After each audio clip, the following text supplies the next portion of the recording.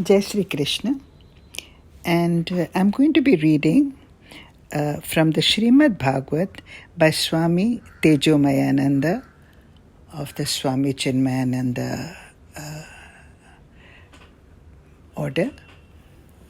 And at this moment we are on page 908, where the 24 gurus of Dattatreya are going to be explained. So listen to this story. Bhagavan continued. Once, and this is actually coming in the part of while Krishna is speaking to Uddhavji. So Bhagavan continued. Once an ancestor of our lineage, King Yadu, came across the Avadhuta Brahmin Dattatreya, who was roaming fearlessly, reveling in absolute bliss. The king went to him and said, "You do not do anything at all. You only wander from here to there, anywhere and everywhere." Yeah. So this was Krishna telling Uddhavji, and we are talking here of King Yadu, who came across Dattatreya, who was walking around fearlessly in absolute bliss. And so King Yadu said, "You do not do anything at all. You only wander from here to there, anywhere and everywhere." King Yadu asked, "How did you get such an extraordinarily pure and carefree mind that allows you to roam about like an innocent child, uninhibited and immune to the world? By the mere sight of you, one can tell that you are fully capable of accomplishing anything, that you are a Kalpakavi, all-knowing." Kalpakavi means all-knowing. That you are most intelligent, dexterous and blessed. That your speech is sweet. You have all this, but you are seen as not doing anything. Yet you are ever reveling in bliss. Have you ever free? No. Yet you are ever reveling in bliss, and you are ever free. While everyone else in samsara is afflicted and distraught by grief, sin and suffering. You look so much at ease, like the one elephant that is sitting coolly in a pool of water, while all the other creatures are suffering in a forest of fire.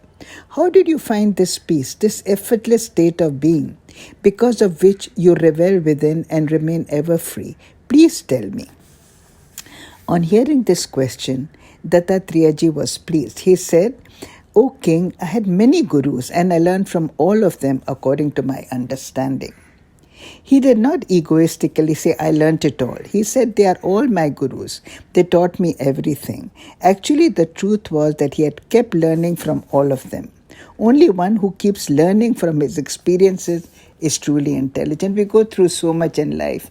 And this is Shakun speaking, I said, I often say that by the age of 50, either you become wise because of all that you have seen in the world. So either you become wise or otherwise. We all want our bank balances to increase, do we not? Yes.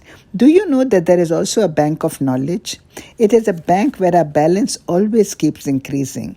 Everything we learn from our experiences in life, sorrow, joy, difficulty, success, failure, accumulates as wealth in our bank of knowledge. We should thus keep learning in life, whether from grief, rejection, sadness, censure, or praise. We should keep learning from every experience. If we trust someone and are later betrayed by them, we should not simply keep cursing them. We should learn from that experience as well. For there is no point in brooding. It is better to move on and consider it a lesson learned. It is true, very often they say that when somebody betrays you, forgive them, but learn from their experience. So here he's saying, whatever happens, you learn from the experience.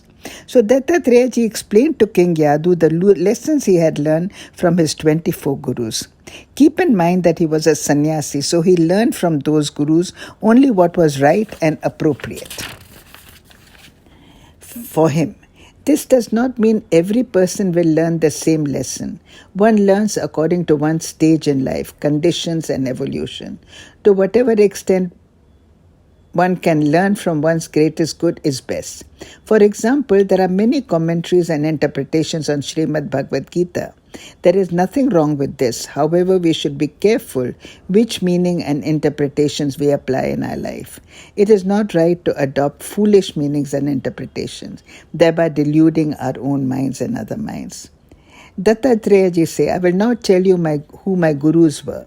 They were the earth, air, space, water, fire, moon, sun, pigeon, sea, moth, honeybee, elephant, honey gatherer, deer, fish, courtesan, osprey, child, young girl, arrow maker, snake, spider, and wasp.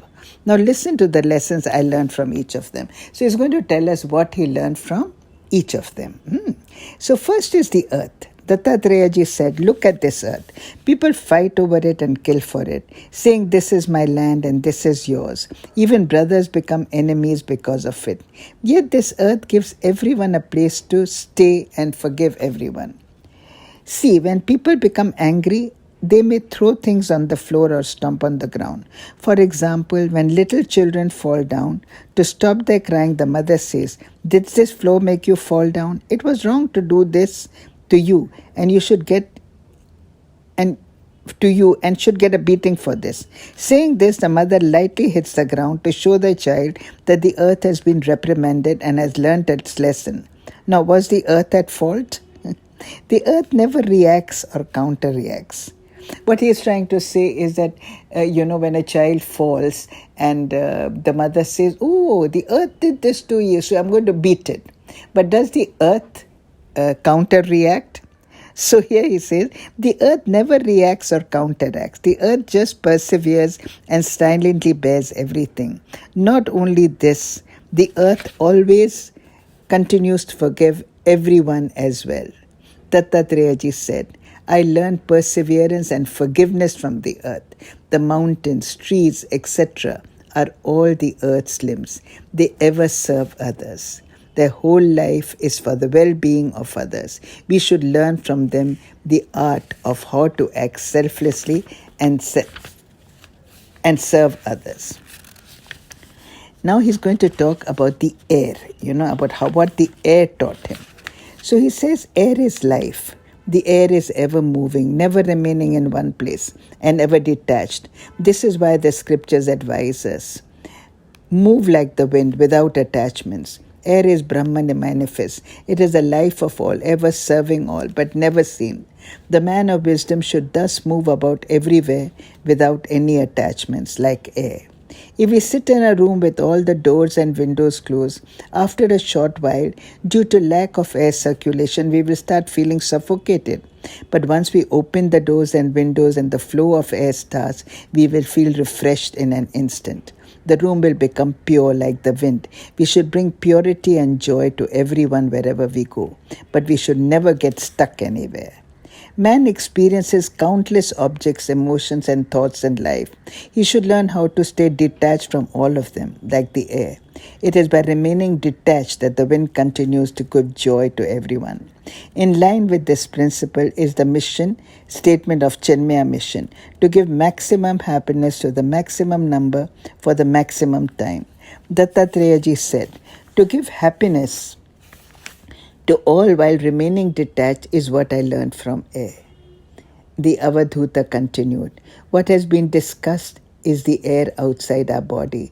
There is also air within our body, our pranas. From the pranas I learned that one should eat and drink only as much as is required for the body, so that the mind and senses do not go out of control. So today we learned about two of the gurus of Dattatreya. One was the earth and one was the air. I will stop here, and maybe soon I will continue in the next about the other gurus that Dattatreya, from whom Dattatreya learned from. But until next time, you take care and God bless.